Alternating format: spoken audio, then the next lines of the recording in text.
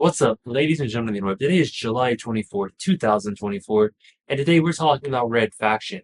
I recently just finished, as of like 5 minutes before I recorded this video, I just finished playing the entire Red Faction saga. Red Faction 1, 2, and Guerrilla.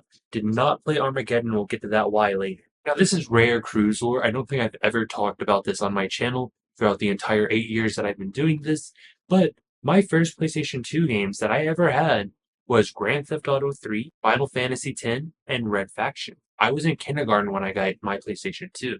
It was like a month into the school year, and my grandpa found it at a yard sale. He wasn't originally going to get it because he didn't think I needed any more games, because a Nintendo 64 and a PlayStation 1, that's good enough to last your entire childhood, isn't it? But he ultimately caved and got it because he knew that I wanted it. So one of my first PlayStation 2 experiences was, in fact, Red Faction. I loved the destruction of that game. My little brother and I, we would play the multiplayer on it. There was this level that was two sniper nests, basically, and then bots in the middle on the ground. We would have rocket launchers and try to rocket each other. We would try to build holes to see how far out on the map we can actually go. The destruction of that game was so phenomenal. And now, here we are. I'm 26 years old. I'll be 27 in November. So essentially, 22 years after I played it for the very first time, I went back to it. The last time I played Red Faction, I was probably 14, 15 years old. I remember it was the summer. Our AC was broken. Our internet wasn't working. I was miserable. I was going through my games looking what I wanted to find. And Red Faction was right there waiting for me, so I played it. Going back to it after all of these years, that game still holds up to this day. Now, obviously, since the last time I played Red Faction, I have gotten into gaming on PC, and I have played Half-Life and several other classic shooters that inspired Red Faction. And now that I'm playing through Red Faction after experiencing those, I can really see, at least for the first Red Faction, where like all these inspirations came from, especially the stun baton. You know that was definitely supposed to be, the little wrench from Half-Life. Like that was, paying tribute to that. And that was really cool. Now, it was weird because the PC version of the game's kind of broken, so you have to download a fan-made patch called Dash Faction to play it, and that made the game phenomenal. I was able to activate cheats, I could do God mode, unlimited ammo, all this other stuff, which I did turn on so that I could just blast through everything and explore the game in a way I'd never gotten to explore it before. I also had to give myself unlimited guns and unlimited ammo several times because the PC version is broken and it won't register, a proximity mine or something to blow up a door that you have to get through. So you have to do the cheat to be able to get the rocket launcher. It was a mess, but it was an enjoyable mess. I loved it. The story was gripping. I was hooked all the way through. I really hope they remake that game one day. And then immediately after finishing that, I went to Red Faction 2. Red Faction 2 was also very broken on PC, but I couldn't find a fan-made patch for it. That game would stutter. It was broken, but it was fun. I enjoyed it. Going through and seeing Alias's story again, but this time as an adult, it was so much different than I remembered. The last time I played Red Faction 2, I was in elementary school because I was not too fond of that game. But going back into it now with a fresh mind, it was definitely very enjoyable. If they remade Red Faction 1, I would love to see Red Faction 2 remade as well. There's so much they could fix on it.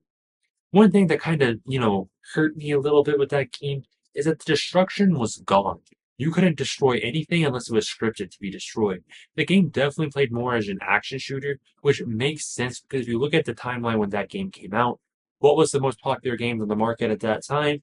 It was the 007 series, and the 007 series was an action shooter. You could destroy some environments in that game, but it was scripted environments. So as I was playing through Red Faction, the way the story played out and stuff, it was very clear that RF2 wanted to be 007. They took inspiration from the 007 games. It was it was great. I mean, I loved the 007 games back then. I didn't like Red Faction 2 back then. I don't really know why coming back playing it now, but I really, really enjoyed it. By the time I got to the end of Red Faction 2, though, it wasn't like Red Faction 1 where I wanted to go back and play it again. By the time I got to the end of Red Faction 2, it's pretty much, you know what? I played this game. I enjoyed it. I just, I can't do it again. So I probably won't be playing through Red Faction 2 for at least, 8, 9, 10 years again. I'll probably play it through again when I'm about 36, 37. I'm feeling nostalgic for my childhood, but that game is just, I can't do it again. It was too laggy. Hopefully there's a remaster or a remake within the next 10 years so I can enjoy it in a better form. But right now, it is what it is. And then after I finished Red Faction 2, I went directly into Red Faction Guerrilla, and there's actually some story about that game and me. There's some history. So I got my personal PlayStation 3 in December 2009. I got it for Christmas. I was in sixth grade. All my friends had already had their own personal one. I didn't, but I finally got it. And I had asked for 5 games for Christmas. I wanted WWE SmackDown vs. Raw 2010. I wanted Assassin's Creed 2, and I wanted I forget its name, but it was some shooter that was out at the time. But I remember I wanted that game, and I also wanted FIFA 2010. Didn't get all those games. What I ended up getting for games wise that year instead was my PlayStation 3. It came with the God of War 1 and 2 collection and Little Big Planet Game of the Year edition. And I wish I had kept up with that box so bad because apparently that was the rarest bundle that PlayStation 3 ever did. So it's kind of disappointing that I don't have that anymore. But anyways, fast forward a couple months, I got Metal Gear Solid 5 and I got Red Faction Guerrilla. I got them the same day, and the employee at GameStop actually wasn't going to sell it to me because I was a child. My mom was there buying it, but he wouldn't sell it to me. He was kind of being a little bit of a bitch, and I told him he was being a bitch, and so did the other customers that were there. Imagine being a grown man and being called a bitch by a little boy. I was fat at this time. I was like maybe 4'10". Imagine you just got called a bitch by a 4'10" little fat kid. You know how embarrassing that must be? But anyways, the manager came out and he was really cool. He ended up becoming a family friend because we spent so much time at GameStop. And he said, all right, just let him have it. It's fine. And then I came back like 2 weeks later for FIFA and that guy had been fired. So I guess you should have let me buy it. But anyways, I get home. I play Metal Gear Solid first because I'm a giant Metal Gear Solid fan. But I played Red Faction Guerrilla. I remember loading it up, going straight to multiplayer because my brother and I wanted to do the destruction stuff because we knew the destruction was going to be crazy in it, being a PlayStation 3 next gen game. We were disappointed because the destruction wasn't that great. But then when I played the story right after that, I didn't finish the game initially. I got like halfway through and I was like, you know what? I can't. This isn't Red Faction anymore. I eventually finished it right before Armageddon came out, and then I played Armageddon, and Armageddon was just straight dog shit. I have not gone back to that game, and I will not go back to it, and I'll get to that after we finish talking about Guerrilla. So I go back into Red Faction Guerrilla, this past week with a brand new, fresh mindset. The last time I played that game all the way through was never. But the last time I got close to finishing it was about 2017, I would say. I remember I had gotten it on Xbox 360. This was like the peak of my Xbox 360 collecting years. Right now, I have pretty much every AAA 360 game that was ever released. I'm mainly focused on getting the indies now and recovering what I lost in my move. When I moved across country, the mail carrier that I sent it through lost like half of my 360 games, and it's so frustrating. This is over $2,000 I have to spend again to buy the same exact games. It's so infuriating. Collector's edition, that's a story for another day. I never played Guerrilla Remastered, but this was the first time doing it, and they fixed a lot of the issues I had with the game. My initial issues with the game way back when was this game's kind of clunky, the controls don't respond the way they should, and everything was just fine. The only thing I wish they had removed was Ragdoll mode. Ragdoll is so infuriating. There is nothing more frustrating than running and then barely rubbing against a car in that game, and then you're in Ragdoll mode and you're dead and you gotta restart the mission, and there's no checkpoints in most of the missions. So you gotta go all the way back to the very beginning, jump back to the mission. It was a nightmare. I hated it, but I loved the game through and through. There were things I didn't remember happening in the game story, like the ghost of Parker for the Forge. I did not remember that at all. The destruction going around this time around, playing it on single player and using cheats to get all the weapons and stuff early, that was insane watching everything just destroy and crumble. This game is so much better than I remembered it being. There's a lot of frustrating parts. I did every side quest and every main mission in the game. I hated the side quests. So many of them were just so lackluster. I hated the hostage missions. I hated the missions where you had to take one vehicle from this point and take it to the other point because it was halfway across the map or on the complete other side of the map. And then by the time you get there, it doesn't let you warp to the other side. And I didn't know I could buy fast traveling until I was almost done with the game. I was like, oh my god, this is going to save so much frustration. So I ended up just running back and forth because running's faster than driving in that game. And I spent, I think it was like 16 hours in that game, but I easily could have cut that down to like 9 or 10 if it wasn't for all that running back and forth. So I hated the side quests. When I replay it again in the future, the side quests don't really add anything to the game, so I probably more than likely will not be doing the side quests at all, just the main story. I think the main story, if I just did that, I probably could beat it in like 4.5, 5 hours. And I mean, since I've already 100% of the game once, there's not really a point in doing it a second time. Just all the way through 100% playing with the game story on. I do still have some gripes about that story. The game definitely feels very rushed when it came out way back then, and still to this day it feels rushed. The cutscenes, there was like 6 throughout the entire game. The majority of the story is just told in mission briefings. I mean, they could have done so much more, so much more. And we're talking about THQ. At the same time, these teams were releasing Saints Row, and the WWE games was a heavy storyline focus at that time. So you know they could have done a much better job telling the story of this game. But instead, they cheaped out. I can promise you that this game definitely had a much smaller priority with the development teams at THQ. And plus, at this point in time, THQ is only a couple years from going out of business. So I understand why it feels the way that it did. But it just kind of sucks. Now, before we get into Armageddon, I'm going to go ahead and rate these 3 games. I'm going to rate them individually, and then I'm going to rate them all together as a saga. Red Faction 1 as a PlayStation 2 game, throwing it back to the day when I first had it all the way up till now, I definitely think that game could be considered one of the greatest PlayStation 2 games of all time. It's definitely a solid 8 out of 10. Now, I try to be a lot more meticulous with my games when I grade them now. I don't want to keep giving everything 10 out of 10. So an 8 out of 10 for Red Faction, solid for me. Red Faction 2, great game, removed way too much from what made Red Faction cool in the first place. So ultimately, I'm going to give this game a 5 out of 10. I will go back to it, but like I said, it's going to be a long time before I do.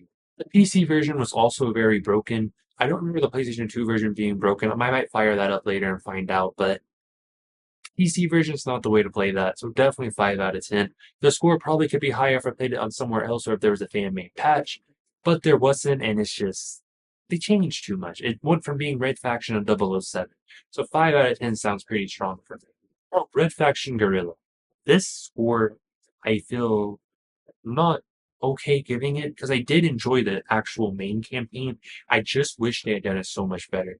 I wish the side quests were better executed. I wish the world design was better. Every island, every biome in the game looks the exact same, just with different color sand. I will go back to Red Faction Guerrilla at some point and play through the story again, obviously. But honestly, it gets a 5.2 out of 10. So adding these 3 into one package, if it was one continuous game, overall, I would say it's a solid 6.5 out of 10 as a series. Red Faction definitely pulls all the weight here, and then Guerrilla and Red Faction 2 bring it down. But hey, that's just my score. If you disagree, that's okay. But looking back into my childhood and then playing these games again now, 6.5 sounds pretty right for me. So Red Faction Armageddon came out way back when. I remember getting it. I didn't even get 2 hours into it, and I actually threw a fit over it, and I begged my grandpa to take me back to GameStop, and I returned it, and I ended up getting a Yakuza Dead Souls of all games. And I'm glad I did, because that game now is worth so much money, so I'm glad I have it and I don't have to buy it secondhand, because when I got it, it was like $14. And I didn't get Armageddon day one. When I got it, it was like 8, 9 months later. It was on sale for $30.